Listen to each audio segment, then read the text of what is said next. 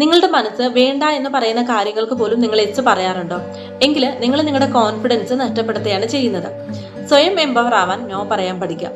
ഇപ്പോൾ പലപ്പോഴും പല സാഹചര്യങ്ങളിലും നമ്മൾ മറ്റുള്ളവരെ വേദനിപ്പിക്കാതിരിക്കാൻ വേണ്ടി മാത്രമാണ് നമ്മൾ നോ പറയാത്തത്.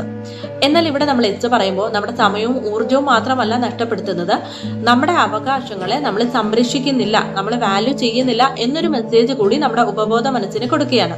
ഇത് നമ്മുടെ ആത്മവിശ്വാസം ഇല്ലാതാക്കും. സോ നമ്മുടെ മനസ്സമാധാനം സംരക്ഷിക്കുന്ന ബൗണ്ടറീസ് നിലനിർത്താൻ വേണ്ടി നോ പറയേണ്ടത് അത്യാവശ്യമാണ്. അപ്പൊ ഇന്നു മുതൽ നോ പറയുമ്പോൾ 3 കാര്യങ്ങൾ ശ്രദ്ധിക്കുക. ഒന്നാമത്തേത് സ്റ്റോപ്പ് ആൻഡ് പൗസ്. എടുത്തടിച്ച കണക്ക് നമ്മൾ മറുപടി കൊടുക്കാതെ ആലോചിച്ചിട്ട് പറയാം എന്ന് പറയാം. രണ്ടാമത്തേത് ബി ജെന്റിൽ ബട്ട് കാം. ശാന്തമായിരിക്കുക, ദൃഢമായ തീരുമാനങ്ങളായിരിക്കുക. ഇവിടെ നമ്മൾ ഒരുപാട് എക്സ്ക്യൂസസിന്റെ ആവശ്യമില്ല.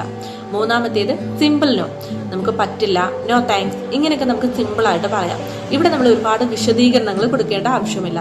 അപ്പോൾ ഇന്നു മുതൽ നിങ്ങളുടെ തീരുമാനങ്ങൾ ഉറച്ചതായിരിക്കട്ടെ. നോ ഒരു പൂർണ്ണമായ വാക്കാണ്. ഇത് നമ്മുടെ സമയം സംരക്ഷിക്കുകയും ആത്മവിശ്വാസം ഉയർത്തുകയും ചെയ്യും. നിങ്ങൾക്ക് നോ പറയാൻ ഏറ്റവും പ്രയാസമുള്ള കാര്യം ഏതാണെന്നുള്ളത് കമന്റിൽ പറയും.